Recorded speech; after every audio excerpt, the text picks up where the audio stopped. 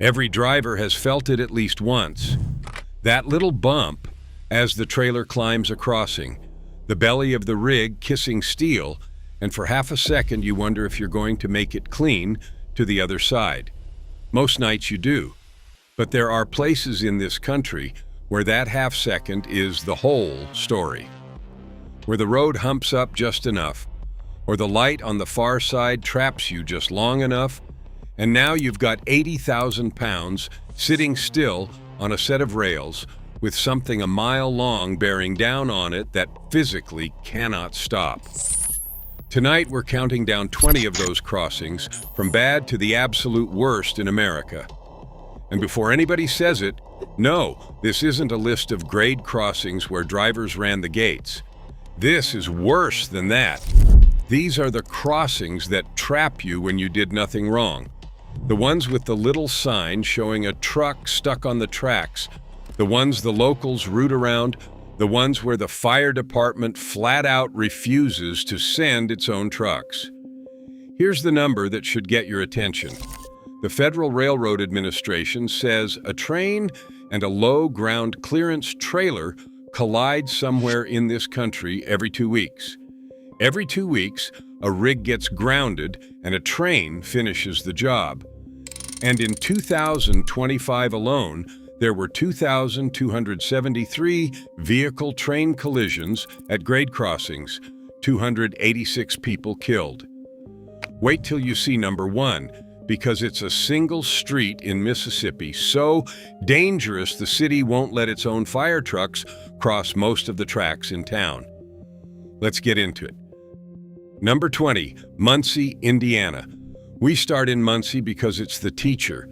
There's a crossing here that landed on the Federal Railroad Administration's National Watch List with 14 separate incidents logged over a single decade and 3 injuries to go with it. Nothing about it looks special. That's the point. It's a busy at-grade crossing in a mid-size Indiana town, the kind you'd roll through 100 times without a second thought. And that familiarity is exactly the trap. 14 incidents doesn't happen because the crossing is exotic. It happens because it's ordinary and drivers stop respecting it. The cost in Muncie is rarely a fatality.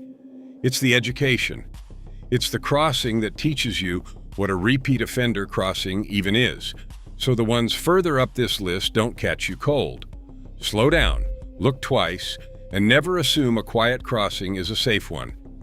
Schools in session in Indiana. Number 19, Cleveland, Ohio. Cleveland put a crossing on that same FRA list with 12 incidents in 10 years. And Cleveland's problem is the classic city problem. Crossings jammed right up against intersections in dense industrial neighborhoods with real truck traffic. When the tracks sit that close to a stoplight, you get the storage space trap. You pull across the rails, the light ahead goes red, and suddenly the back of your trailer is parked somewhere it has absolutely no business being.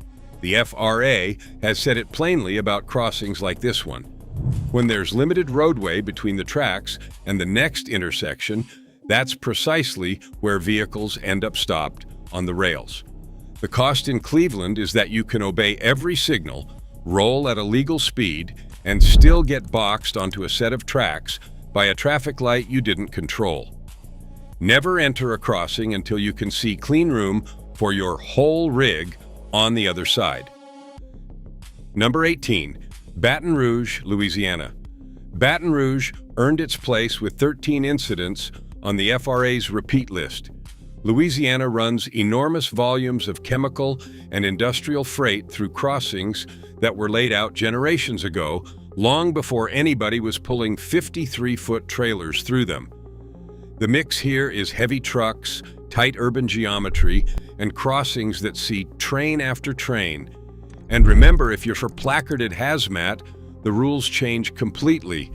You're required to stop at that crossing, look and listen before you commit, exempt signs aside, which means a hazmat load in Baton Rouge is doing the one thing you never want to do near tracks, coming to a dead stop right next to them. The cost here is the load you're carrying. A stalled dry van is a bad night. A stalled tanker is a headline. Give yourself an escape plan before you ever roll onto the steel. Number 17. Pascagoula, Mississippi. Pascagoula shows up on the FRA list with 12 incidents and 7 injuries, and it's your first taste of the Mississippi coast problem, which is going to come back with a vengeance near the top of this list. Down here on the Gulf, the railroad tracks sit high. Trains have to run above the flooding, the storm surge, the heavy Gulf rain, so the rails get built up, and the road has to climb to meet them. The climb is what grounds trailers. A long, loaded, low trailer hits that raised crossing, and the underbelly drags across the top while the drive wheels lose their bite. 7 injuries at one Pascagoula crossing is what that math looks like when a train arrives before the tow truck does. The cost is a grounded rig you cannot move by yourself. If you pull anything low, know your clearance before the coast knows it for you. Number 16, Versailles, Ohio. Versailles is a small town with a crossing that produced one of the most gut-churning near misses caught on camera in recent years. In February 2024, at the West Street crossing of the CSX line, a semi rolled up as the gate was already coming down. The gate clipped the roof of the cab, the driver hit the brakes, tried to back off the tracks, and the arm jammed itself right between the cab and the trailer, pinning the rig in place. He got out. The truck did not. The train took the cab apart. That's the specific nightmare this crossing represents. Not just getting stuck, but getting mechanically trapped by the very equipment meant to protect you. The cost in Versailles is measured in seconds and inches. If a gate starts coming down, you do not try to thread it. You stop, you stay back, and you let it do its job. Number 15, Gastonia, North Carolina. Gastonia made the local safety campaigns after a January 2026 crash during a snowstorm, where surveillance cameras caught a freight train slam a stuck semi and shove it nearly half a mile down the rails before everything came to rest. The driver got clear in time, barely. North Carolina is a genuinely rough state for this. From 2016 through 2025, the state logged 485 railroad incidents, 46 of them deadly. Winter makes it worse. Snow and ice on the approach rob you of the traction you need to power up and over a raised crossing. And a rig that can't climb is a rig that stops in the worst possible place. The cost here is that half mile of destroyed equipment and the thin margin the driver had to run for his life. In bad weather, treat every crossing like the climb might fail, because it might. Number 14. Wingate, North Carolina. Stay in North Carolina for the Main Street crossing in Wingate, which went viral in June 2023 when a bystander filmed a freight train obliterate a semi that had gotten stuck on the tracks. You can hear the guy screaming, "Yo! Yo! Yo!" as it happens. The driver made it out. What makes Wingate list-worthy isn't the one video, though. It's the comment section afterward, full of locals saying the same thing. This keeps happening here.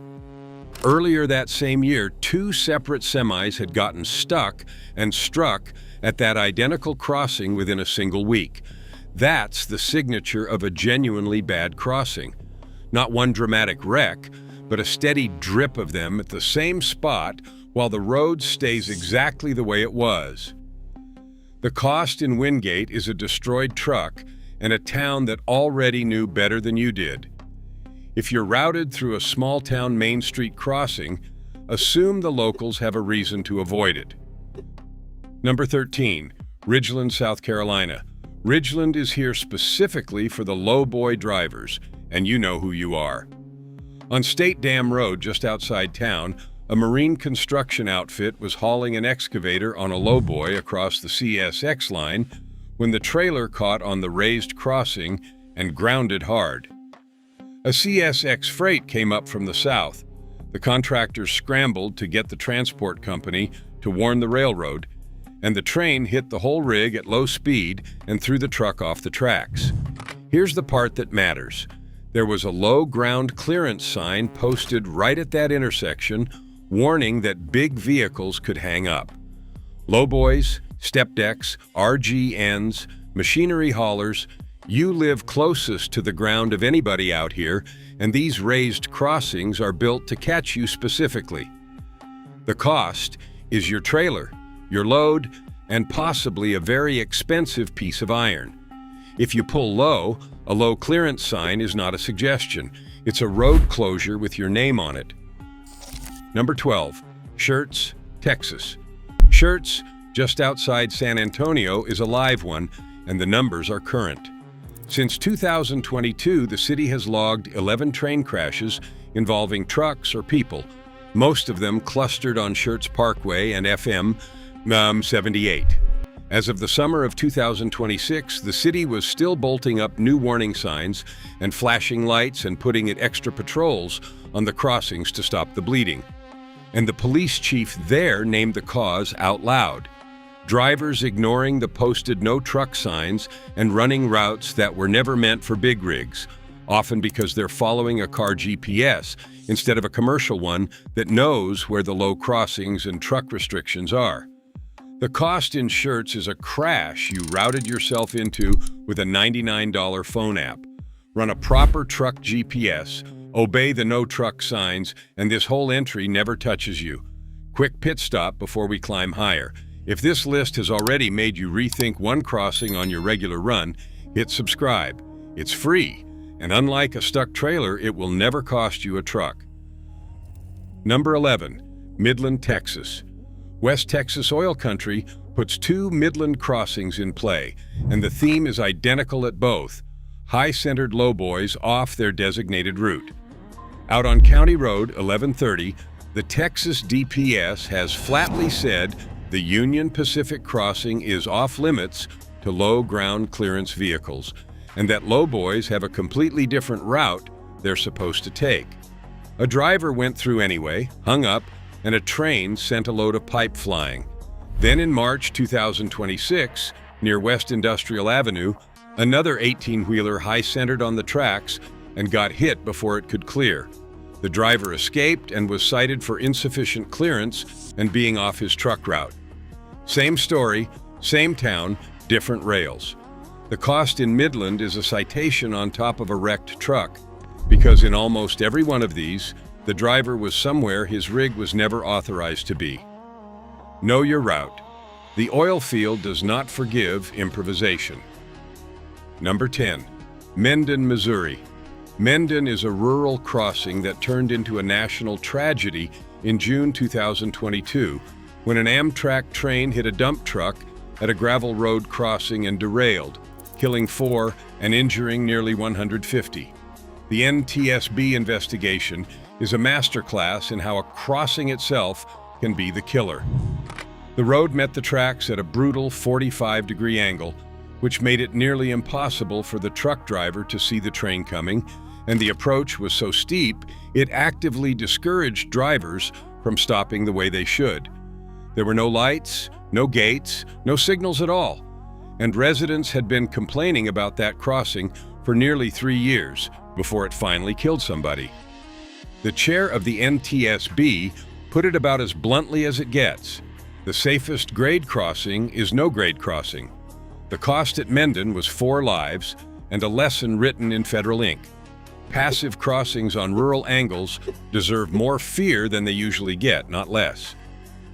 Number 9, the Mississippi coast, Long Beach, and Gulfport. Now the coast comes back, and this time it's the whole coastline. The tracks along the Mississippi Gulf run high for flood and surge, and the crossings that climb to meet them have a documented habit of snaring semis. In Gulfport, 2 separate trucks got stuck and struck at the same crossing in a single year, and leaders have admitted that plenty of other near misses never even get reported because somebody manages to drag the rig off the rails just in time. By early 2025, the Mississippi DOT had finally launched a multi-crossing project to physically raise the roads and level the approaches, starting in Long Beach at the Richards and Cleveland Avenue crossings, then to Pass Christian, then Gulfport and Biloxi. The Long Beach mayor's words say it all. They live in fear every time a truck gets stuck that they can't get the train stopped in time. The cost on the coast is a grounded trailer on high steel with a train that can't brake. Until those crossings are all leveled, treat every raised coast crossing as a grounding waiting to happen. Number 8. Glendale, Arizona, 43rd Avenue and Grand Avenue. Now we enter the Phoenix Metro, which is statistically the single worst cluster of dangerous crossings in the entire country. Glendale kicks it off with the 43rd Avenue crossing at US 60, the diagonal Grand Avenue corridor, which logged 19 incidents in a decade on the FRA list with 3 injuries. Grand Avenue is the problem child of Phoenix Rail. It cuts across the city's grid on a hard diagonal, which means the tracks meet the cross streets at sharp, awkward angles instead of clean, right angles. Angled crossings force you to twist your rig, ruin your sight lines, and lengthen the time your trailer spends actually sitting on the steel. Multiply that by 12 trains and more than 30,000 vehicles a day, and 19 incidents starts to look inevitable. The cost in Glendale is the geometry itself working against you. On a diagonal crossing, you're exposed longer than instinct tells you, so commit fully and clear it without hesitating. Number 7. Phoenix, Arizona, 35th Avenue and Grand Avenue. A couple miles deeper into that same Grand Avenue diagonal sits the 35th Avenue crossing at US 60 near the Triangle Industrial Center, which racked up 21 incidents and 4 injuries over the FRA's 10-year window. Same diagonal geometry, same brutal daily volume, worse numbers. This is industrial Phoenix at its most congested, where the tracks, the diagonal highway, and the surface streets all knot together, and a truck is threading multiple hazards at once. 21 incidents at a single crossing isn't bad luck. It's a design that keeps generating the same wreck. The cost here is that no amount of personal skill fully cancels out a crossing that's stacking angle, traffic, and train frequency against every driver who touches it. Give this corridor your full attention or give it a detour. Number 6. Phoenix, Arizona, 27th Avenue and Thomas Road. And here's the champion. The 27th Avenue crossing at West Thomas Road on the BNSF line just northwest of downtown Phoenix recorded 24 incidents in a single decade, the most of any grade crossing in the United States on the FRA's list. 24. And Phoenix isn't done with you even after this one. The Metro has multiple crossings on the national repeat list, including a second 27th Avenue location with another 15 incidents. What makes this the worst repeat offender in the country is the same recipe every Phoenix crossing shares, cranked to the maximum. Enormous vehicle counts, heavy truck traffic, and rail activity all colliding at one busy intersection. The cost at 27th and Thomas is that you are rolling across the statistically most incident-prone crossing in America, and most drivers who do it have no idea. Now you do. Treat it like the record holder it is. That's the end of the middle stretch and the top 5 that are where the body count lives. If this list is riding shotgun for you now, tap that like button before we go on. It has never once grounded a trailer, which is more than I can say for the next 5 crossings. Number 5. Evergreen, Alabama. Evergreen is the deadliest crossing on the Federal Railroad Administration's national repeat list, and the numbers are stark. 13 incidents over a decade, but 5 of them fatal. 5 deaths at a single crossing. That's a worse fatality count than the record holder in Phoenix that had nearly double the total incidents, which tells you something ugly. Not all crossings are equally survivable. Some are laid out so that when they do go wrong, they go wrong catastrophically, with train speed and sight lines and angle all conspiring to make the crash unsurvivable rather than a fender bender. Evergreen is one of those. The cost here isn't a wrecked trailer or a citation. It's 5 people who didn't come home from a crossing in a small Alabama town. When a crossing has a fatality history, there's no such thing as taking it casually. Slow all the way down and earn your way across. Number 4, Ashdown, Arkansas. Ashdown sits about 20 miles north of Texarkana, and the West Front Street crossing at Park Avenue on the Kansas City Southern line put up some of the grimmest numbers on the entire FRA list. 16 incidents, 4 of them fatal, plus more injuries on top.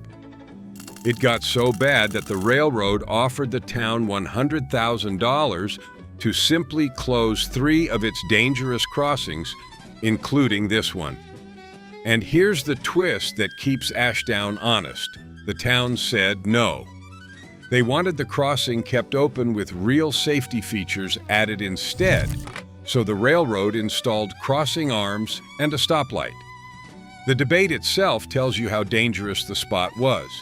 A railroad willing to pay cash to make a crossing disappear, and a town that had to weigh 4 dead against the freight and access it carried.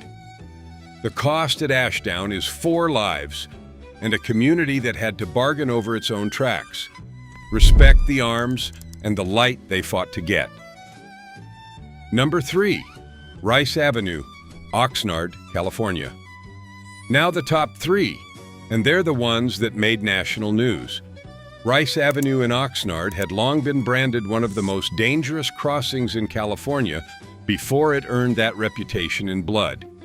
In the 10 years before the big one, there were 11 incidents at this crossing, including a wreck that killed 2. Then, in February 2015, a produce truck turned off the road and ended up stuck on the Union Pacific tracks in the pre-dawn dark, 80 feet past the crossing, and a Metrolink commuter train plowed into it and derailed.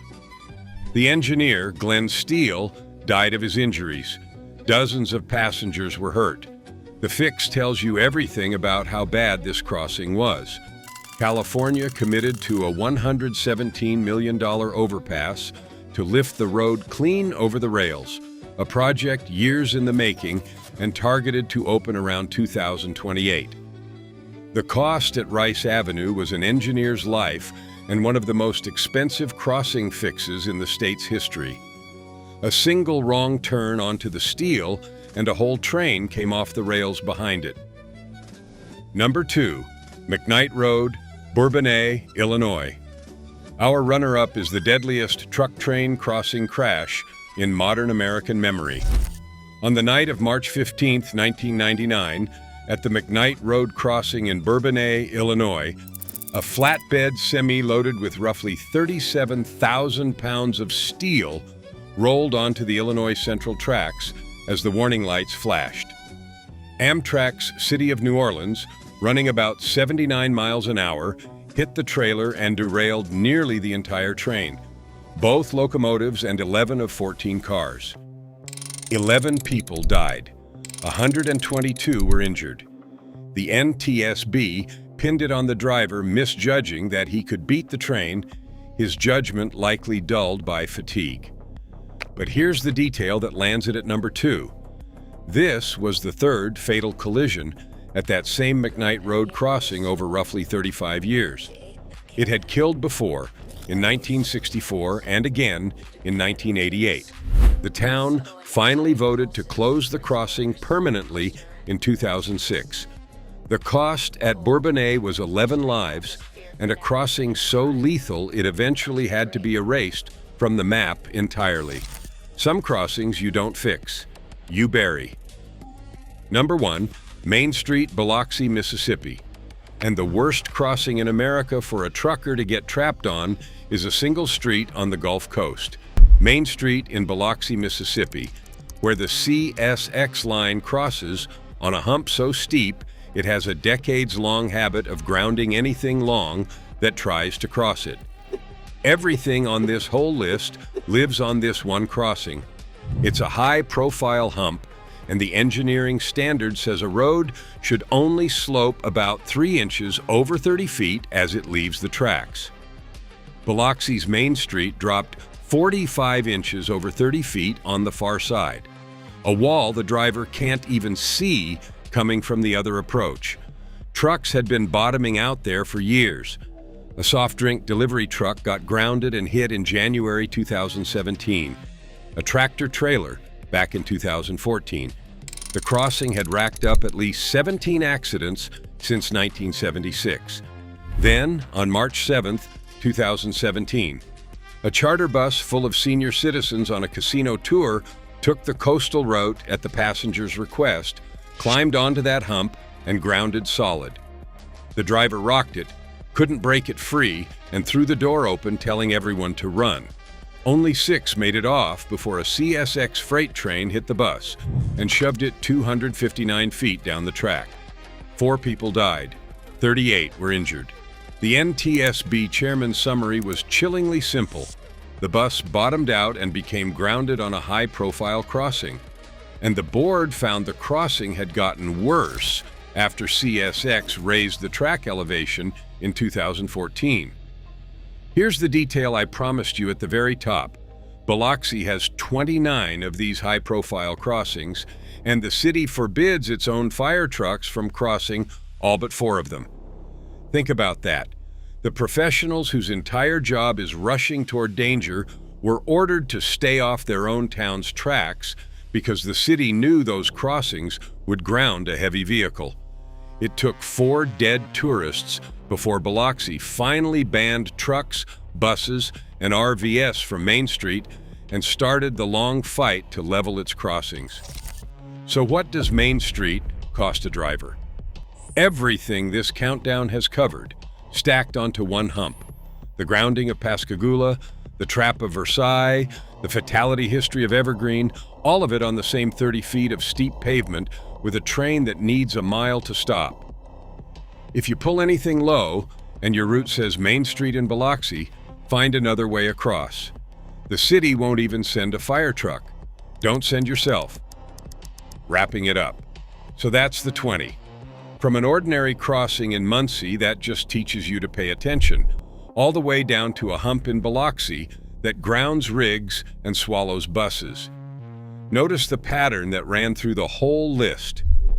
The crossing almost never wins with one trick. It's the hump plus the low trailer, the short storage plus the red light, the diagonal plus the volume, the fatigue plus the flashing gate. And the drivers who get caught are usually missing preparation, not luck. They're off their route, on a car GPS, or trusting a quiet crossing that had a body count they never looked up. So here's your part. If you're pulling a lowboy or a step deck, know your clearance cold and treat every low clearance sign like a locked gate. Never roll onto the steel unless the whole rig has clean room on the far side. Never shift gears halfway across.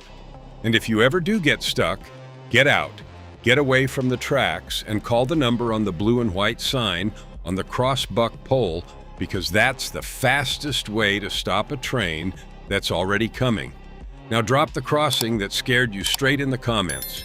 The hump, the trap, the diagonal where you felt your belly drag, because somebody running that same route tomorrow hasn't learned it yet.